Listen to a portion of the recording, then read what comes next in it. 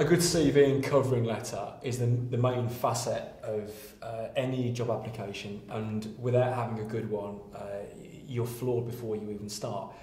But if you want to, assuming you've got a good CV and a good covering letter, and you really want to get noticed, what do you reckon is the best way of doing it?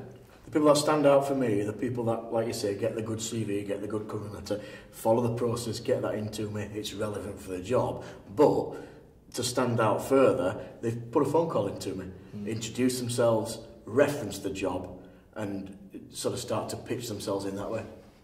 Yeah, I think recruiters have a lot of applications to go through these days for all of their roles. And the ones that stand out are the ones who actually say, "Hi, I am Joe Bloggs and I've just sent you a CV."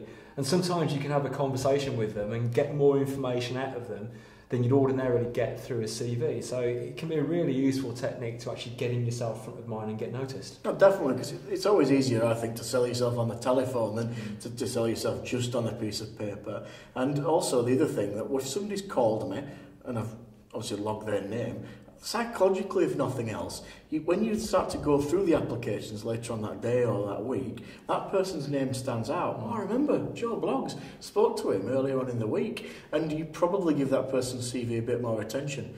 Like I said, it's probably psychological, but it's going to help you, so why not? I also think as well, from an individual point of view, if I was looking to apply for a role, I would want to know where I was in the process.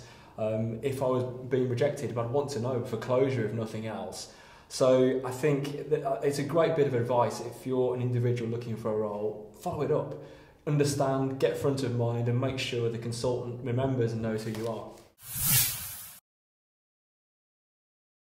I think in terms of following the application, yeah, do it by email, but also, as we've discussed, put a phone call into the individual as well. You can find the number, because if you trace the advert that you've seen, usually online, there'll be a link back to either that company or to that recruiter. And on there, there'll be a telephone number and obviously a point of contact, and put a call in that way.